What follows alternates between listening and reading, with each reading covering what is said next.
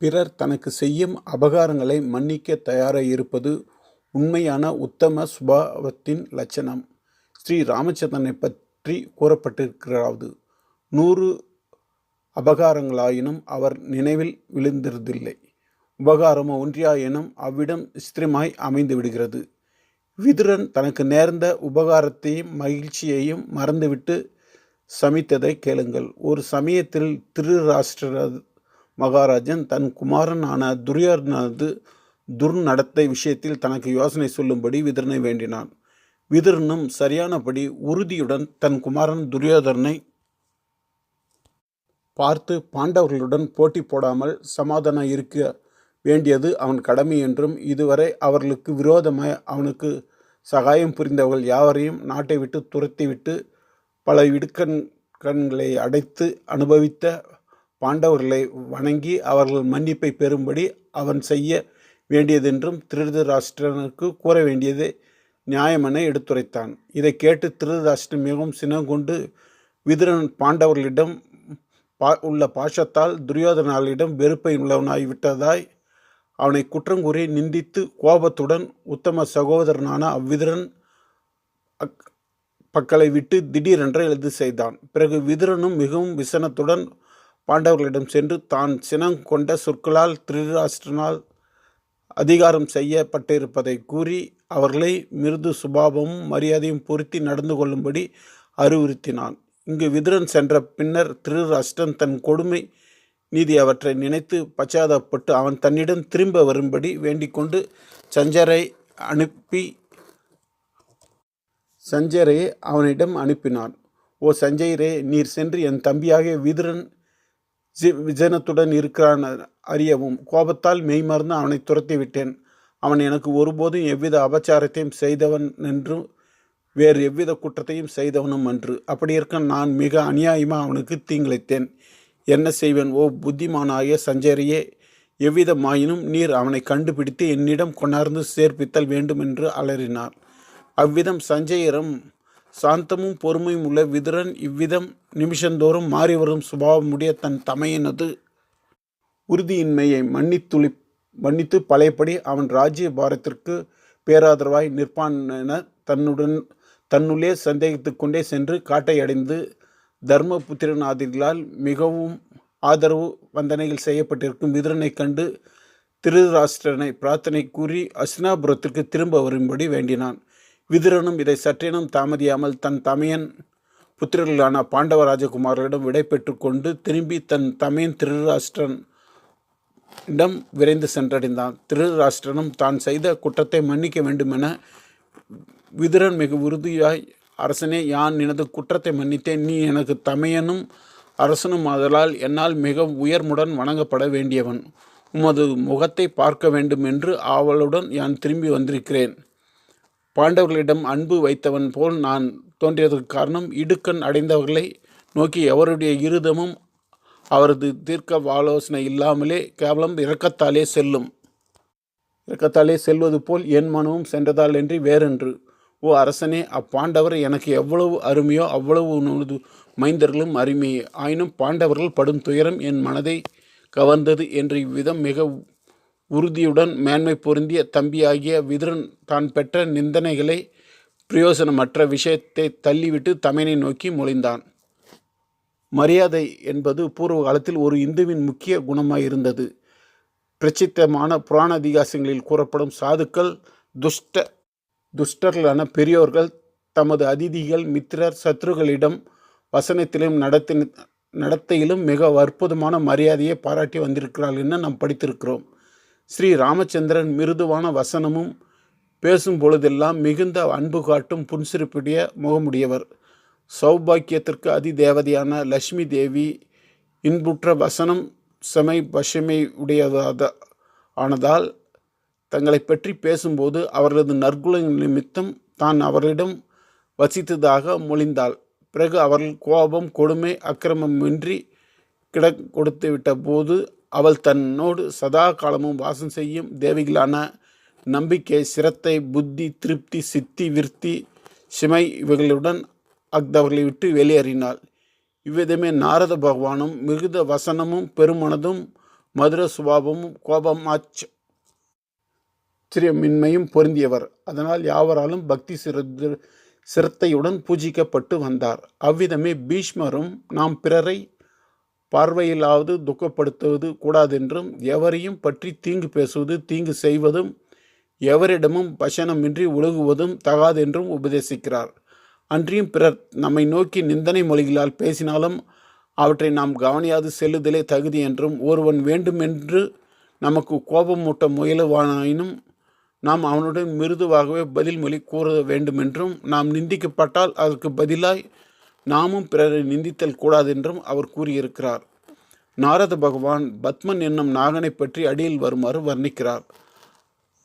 அவன் சரியை கிரியை யோக மார்க்கத்தில் சிறந்தவன். சதா காலமும் அதிதி பூஜை, ஷிமை, அகிம்சை குணங்களை பின்பற்றி வாழ்ந்து வந்தான். எப்பொழுதும் உண்மையே பேசுவான்.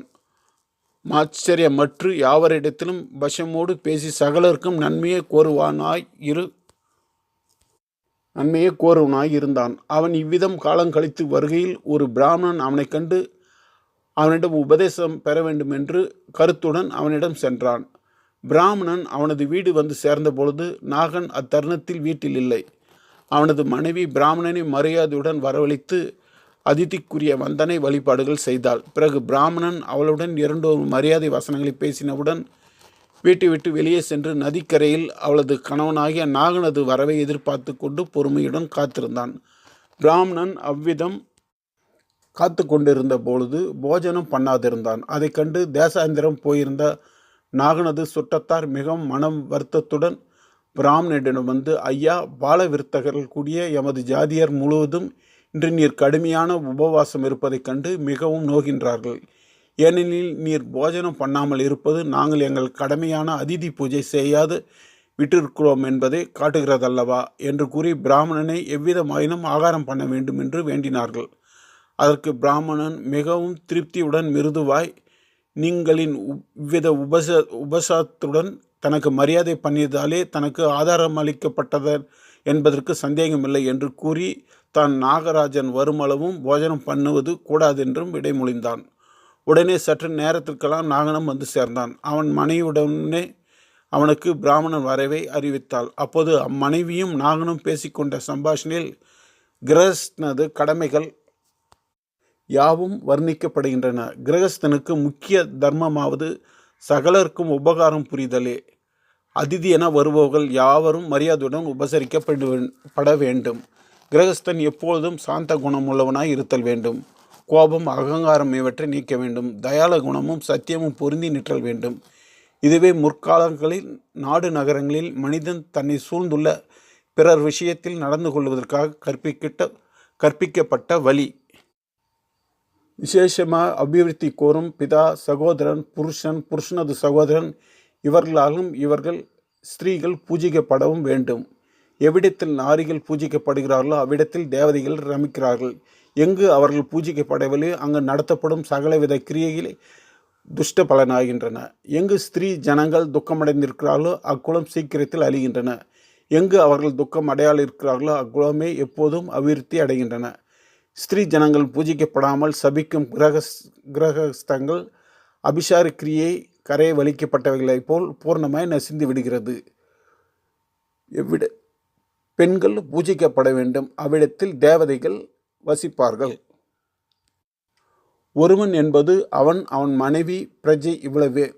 ஒருவனும் அவன் மனைவியும் ஒன்றே என பிராமணர்கள் கூறுகிறார்கள். தாய்மார்களாவதற்கு ஸ்திரீகளும் பிதாக்களாவதற்கு புருஷர்களும் சிருஷ்டிக்கப்பட்டிருக்கிறார்கள். ஆதலால் வேதத்தில் சகல கிரியைகளும் பத்தினியுடன் செய்யப்பட வேண்டும் என விதிக்கப்பட்டிருக்கின்றன. மரணம் வரை பரஸ்பரம் துரோகமற்று இருத்தல் வேண்டும். இதுவே சுருக்கத்தில் ஸ்திரீ புருஷன்மான்களுடைய உத்தமமான தர்மம் என அறியத்தக்கது. ஆதலால் விவாகம் செய்து கொண்ட ஸ்திரீ புருஷன்மான்கள் இருவரும் ஒருவரை விட்டொருவர் பிரியாதபடிக்கும் பரஸ்பர விசுவாசத்தை மீறாதபடிக்கும் நடந்து கொள்ள கடுவர். மனுஸ்மிருதி. புல், இருப்பிடம், ஜலம், 4வது பிரிய வார்த்தை இவை அத்தனையும் நல்லோர்கள் கிரகத்தில் ஒருபோதும் குன்றுகிறதில்லை. சாயங்காலத்தில் சூரியனால் அனுப்பப்பட்ட அதிதி கிரகத்திற்கு வந்தால் அவனை துரத்தி விடலாகாது. அவன் தக்க சமயத்தில் வந்தாலும் சரி, சமயம் இல்லாத பொழுது வந்து சேர்ந்தாலும் சரி, அவன் அன்னமின்றி அக்கிரகத்தில் வசிக்கலாகாது. கிரகஸ்தன் அதிதிக்கு அளிக்கப்படாத எப்பொழுதும் ஜலத்தையும் சுயமும் உட்கொள்ளலாகாது. அதிதியை உபசரித்தலானது தனம், ஆயுள், கீர்த்தி, சொர்க்கம் இவற்றை எல்லாம் அளிக்கும் தன்மையது. மனுஸ்மிருதி. சத்தியத்தை பேச வேண்டும், பிரியத்தை பேசுதல் வேண்டும். பிரீதியை விளைவிக்காத சத்தியத்தையும் பேசுதலாகாது. பிரியத்தையும் அசித்தியமாயின் பேசுதல் கூடாது. இதுவே சாஸ்வதமான தர்மம். மனுஸ்மிருதி 138. எவனது வாக்கும் மனதும் பரிசுத்தமாக செம்மையாம் அடக்கப்பட்டவனாக இருக்கின்றனவோ அவனே வேதாந்தத்தில் பேசப்படுகிற சகல பலன்களையும் அடைவான். துன்பம் முறுத்தப்பட்ட பொழுது பிறரை நோக செய்யக்கூடாது. அதாவது வசனத்தால் நோக செய்யக்கூடாது. பிறகு துரோகமான காரியங்களை செய்யும் புத்தியும் படைத்தலாகாது. எதனால் கேட்போன் நோவடைவானோ அவ்வித உலகத்திற்கு தகாத வார்த்தைகளை உச்சரிக்கலாகாது. நாஸ்திகம், வேத நிந்தனை, தேவதைகளை அவமதித்தல், துவேஷம், பிடிவாதம், கோபம், கொடுமை இவற்றை ஒழித்தல் வேண்டும். பிறர் நெஞ்சை புண்ணாக்கும் வசனங்களை பேசுதலாகாது. கொடும் சொற்களை சொல்லவும் கூடாது. பிறருக்கு கலக்கத்தை தரும் பாப லோகங்களை சேர்ந்த வசனங்களை பேசலாகாது.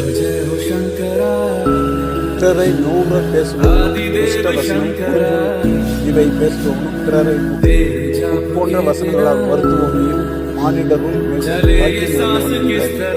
வாயில் பிசாசு ஒன்றும் கட்டப்பட்டிருக்கிறது. வசனங்கள் அம்புகளில் அவற்றில் அடியுண்டவர்கள் பகல் வருத்தமடைகின்றனர்.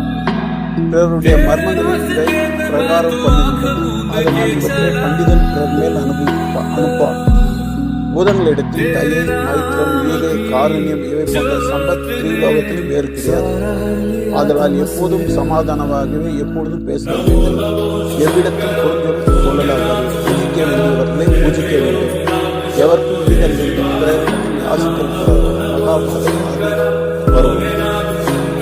கோபம் கொண்டால் மனுஷன் பாவத்தில் செய்கிறான். கோபம் கொண்டால் பெரியோர்களை கூட கொடுஞ்சொற்களால் அவமதிக்கிறான். இம்மட்டும் கோபம் வரும் தன்னையும் கூட தோஷங்களை கண்டுதான் பெரியோர்கள் கோபத்தில் இருந்தார்கள். மகாபாரதம் எனப்படுகிறது. ஓ விப்ரா, எந்த ஒரு நிலைமையை நன்றாக அனுஷ்டித்தால் மனிதன் சகல ஜனங்களுக்கு ஒரு உதாரணமாய் பெரும் கீர்த்தி உடையவனாய் அடைவான் என்று இந்திரன் தன் குருவான பிரகஸ்பதியை கேட்டான். சாந்தி ஒன்றே மனிதன் செவ்வையாய் அனுஷ்டிப்பவனாய் சகல மானிடருக்கும் பிரமாணமாயும் பெரும் கீர்த்தியும் அடைவான். மகாபாரதம் சாந்தி பருவம். எவன் கோபம் கிளம்பிய போது அதை அறிவால் தடுத்து அடக்குகிறானோ அவனே வீரில் உள்ள புருஷன் என்றும் தத்துவ தரிசிகளான பெரியோர்கள் மதிக்கிறார்கள். இன்னும் சமமான நாம் காட்ட வேண்டிய தர்மங்கள், நியாயங்கள் இத்துடன் நிறைவேறும்.